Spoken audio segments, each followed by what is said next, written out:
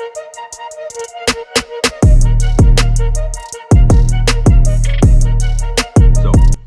what's the biggest threat that new farmers, small farmers face today? Like what are the existential threats that are out there that might make it difficult or impossible for new small farmers to get out there and start their farms, feed their people?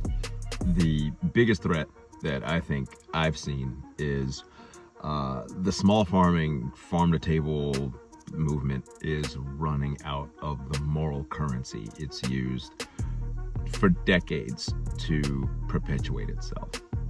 The economic environment is becoming fundamentally different in a way that it hasn't been since this movement started gaining steam. Things are different now. What do we mean by moral currency? Moral currency to me is the thing we've been giving consumers in exchange for the higher price they're paying for what are effectively commodities. I talk about this in the book a lot. One of the most mind-bending things about being in farm to table is that you're basically trying to convince people when you're selling stuff. Like if I'm selling broiler chickens on pasture, you're trying to convince people that commodities are luxuries, right? But they're not really luxuries. It's the exact same chicken that you'd get from Tyson, Purdue, whoever. It's raised in a different way. It's raised more ethically, but what people are putting in their bodies is fundamentally the same product. And there's a premium they're paying. There's a certain cost, like let's say this is a level. There's a certain cost to produce, say, a pound of chicken without creating any externality. So without foisting anything off to the environment, anything like that. Okay, so this is like, let's say this is that level. Let's say it's $2 a pound. You go to Costco, you go to Walmart, you buy chicken there, you're buying something that costs down here. And this difference is typically made up by environmental costs and human welfare. People who work in the food supply chain who are kind of getting their asses kicked on a daily basis. So that's where this bottom is. Okay, so when you come back to this level, and then when you're going to the farmer's market, if you were to visit me at my farmer's market stall 5-6 years ago, or even if you visit us now to a point, the price is going to be up here. And you know what? One of the issues we have is regenerative agriculture tends to say that our price is this price, that this is the price for not having the externalities, but our price is really up here. And this difference between what we're paying at the farmer's market and what it would cost theoretically to produce food regeneratively, this is the cultural value of small farms, whatever that is. This difference is all the extra labor, all the inefficiencies, all the stuff that's involved in letting a small farm be small, none of which is necessarily required to grow food in a way that doesn't harm the environment, right? Because you've got the grocery store price, which does harm the environment, and then you've got the actual price that could be paid, like our prices and our 5-year plan. Like this is the level best price where just about everything that can be ethically automated is automated. And then you've got the price on top of that, which is the small farm price. So whatever you feel the value is in small farms existing and having this really high labor, high touch kind of agriculture, as well as some of the stuff that you don't get anything out of, like going to the farmers markets, that kind of stuff. That's what all this difference is. And consumers can't taste this difference. They don't get anything themselves from the difference between the par price of sustainable production and what you're paying at the farmer's market, or what you're paying, wherever, Whole Foods, your local grocer, whatever. They can't taste that. They can't eat that. So what are they getting in return? And what they're getting in return is that moral currency that I referred to. It's the thing that we as farmers basically give them. It's the story we tell them about how they're saving the world by spending this extra money, by going the extra mile. That's basically what they get. So they get the product, and then on top of that, they get the story, they get the feeling, they get to feel like they're part of the solution and all of that. And what's happened is that that moral currency has been what's driven farm to table and small farming and people getting into small farming for a very, very, very long time. Because our products are so much more expensive, but they're not, they're not that much better. Our chicken might be 3 times, 4 times more expensive. The carrots, the heirloom tomatoes might be 3-4 times more expensive, but they're not 3-4 times better. So anyway, what's happened where before people were willing to pay real extra money in exchange for the moral currency that we provide them, the economy has fundamentally shifted. People are strapped. Interest rates are up. Everything costs too much. Like basic necessities cost so much money now.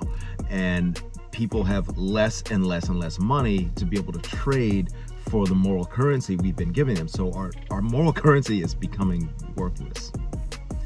And I think what the next generation of farmers is having to look at is that they can't rely on the story that we've been telling. I think the big sea change that's coming is that the narrative is going to have to shift. Farmers, small farmers, the independent, sustainable, regenerative people, we're going to have to stop trying to turn commodity into a 4-letter word.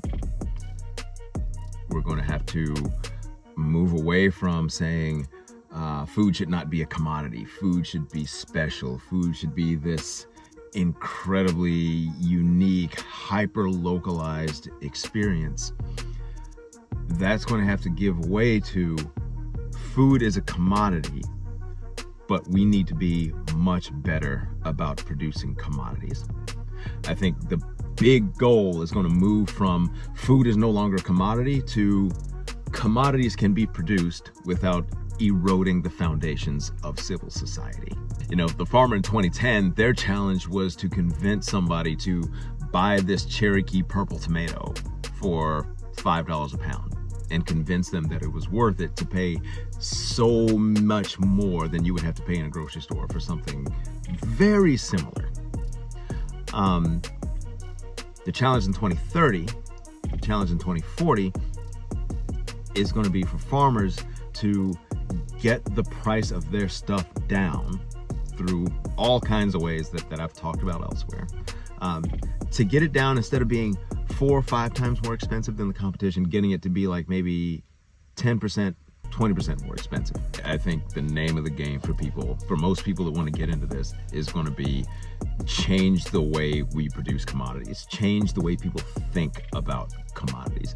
There's always going to be a space though for the people that are producing the high-end luxury stuff. Like there's always a luxury market, but what you're going to find is the number of people who can support that is going to contract calamitously. And you're just not going to be able to see these fields of farmers just getting out there and being able to appeal to this market, because that market just isn't going to be big enough.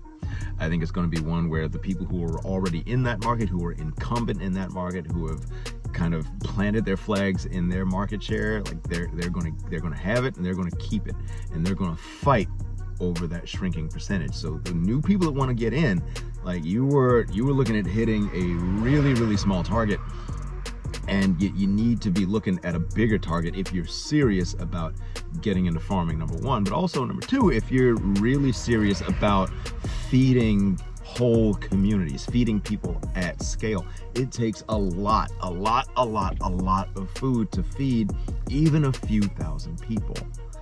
And small farms, they just don't. You see small farms bragging about producing thousands of pounds of food. Thousands of pounds of food is not a lot of food. It's not. Like a single family might go through thousands of pounds of food in a year. Like it's not that much. So the new people that are coming in, they've got a whole different bullseye they're going to have to hit, and it's going to be tough. it's going to be tough to get over the cultural value and weight that we assign to small farms, because personally, the math just doesn't work. Small farms cannot produce commodities competitively. They just can't do it. They don't have the equipment, they don't have the automation, they don't have the labor efficiencies, they don't have the market segmentation. Like, they don't have any of the stuff that you would need to get the prices down to what they need to be within range of what people can reach. People want to participate in sustainable agriculture. People don't want to buy commodities that are eroding our resource base, but the money in your pockets is the money in your pockets. And if you don't have enough, you don't have enough. And there's no amount of guilt, shame, and berating you can do of customers to change the economic calculus in their pockets. Farmers are going to have to change. We're going to have to get over the small farm inertia and start thinking of farms not as this thing that you do with your family, this little nuclear family on an island of self-sufficiency. You're going to have to, if you want to start a farm, you're going to have to find a dozen other people who also want to start a farm and figure out how to create a well-capitalized partnership to create a farm that has enough scale to produce something that's near commodity price. That, we talked about the price levels before. This is the sustainable price. This is what you're getting at the grocery store, and these are the externalities. You need to produce something that takes away the externalities and puts in a little extra, but doesn't put in labor inefficiencies and the small farm thing and the farmer's market and everybody buying the same equipment and competing for the same capital. It needs to be back down here, because people can handle this. Even in today's economic climate, they can handle this a little bit. They can't handle this. This is too much.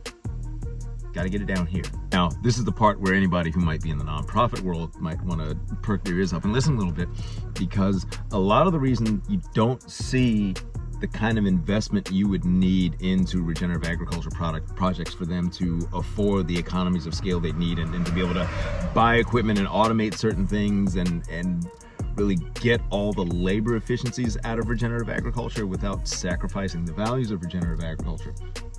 A lot of it is because the investment environment just is not friendly to regeneration. It's too short-term focused, and the returns aren't big enough.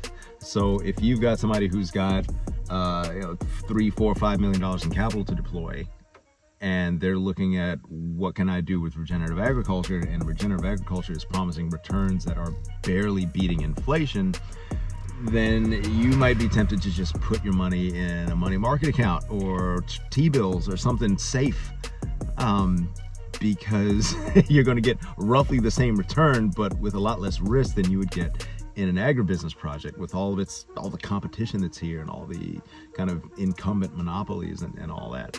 So it's not a friendly environment to traditional investment. But patient capital, philanthropy, nonprofits, this is where ones that are actually pretty well heeled might be able to actually do some good. I'm talking specifically about foundations, not charitable nonprofits. Foundations just have a mandate to not lose the endowment. They don't need to make a big return on anything. In fact, a couple of foundations I've worked with and I'm working with on a project that I can't really talk about yet, they have a mandate to give away a certain amount of their endowment. Now, they don't want it to necessarily erode down to nothing. It's like they give away 5%, they make 5% on whatever they've got the endowment invested in. So they're always trying to basically break even on a cash basis adjusted for inflation. So this is the type of vehicle that you'd need to try to jumpstart investment in some of these regenerative agriculture operations that are trying to, produce somewhere near this level, the sustainable cost of producing food. They're starved for investment because traditional investment just can't. But philanthropic foundations that are revolving around agriculture that have big, 8, 9, maybe even 10-figure endowments, they can afford to do that. They can afford, for example, like in our case, they could afford to invest in us to purchase land, build plants, buy all the PTEX that we need to be able to drag them across all these fields back here and do it at like 1 million, 2 million, 3 million birds a year, to be able to automate those things so they're running on solar power instead of having a guy in a truck dragging each one of them.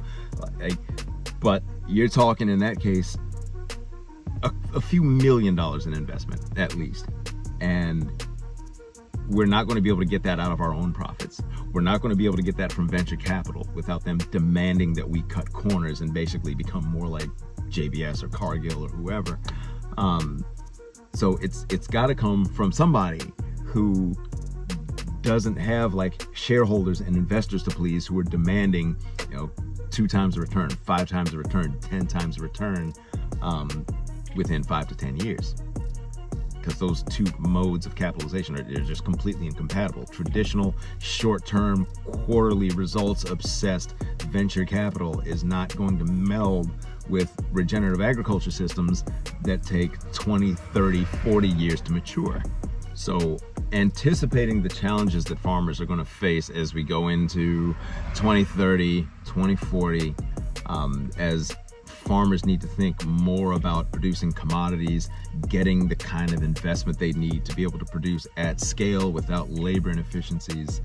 The big thing we're doing at Blackbird right now is trying to demonstrate that with that sufficient injection of capital, we could create a viable business model, and that you'd be able to see it. You'll be able to point to Blackbird and say, that's how it works. And so the next philanthropic foundation that comes along and wants to dump money in agriculture, instead of just spreading out little $3,000 to $5,000 grants over, umpteen, 100, 1,000 farms or whatever, could concentrate investment into regenerative agriculture projects that are designed to produce ethical commodities. Our work is focused on making that environment possible. Like we're trying to create the strategic framework where people with money, foundations with money, say that is okay. That is an okay thing for us to put our endowment towards. And then on the flip side, for farmers to be able to see an example of something that's operating at scale, that gets rid of labor inefficiencies, that has a lot of automation, but doesn't look wrong, that still looks like it fits with their values of what a food-producing natural environment should look like. But a lot of it is we got to build it in order for people to come. So that's our work at Blackbird. It's pointed right at the challenges that I see farmers facing as they want to, young people who are probably in high school right now, who maybe in 5 years might want to start farming or whatever, getting the seed bed ready for them so that they can sprout and flourish and all of that. Thanks for listening.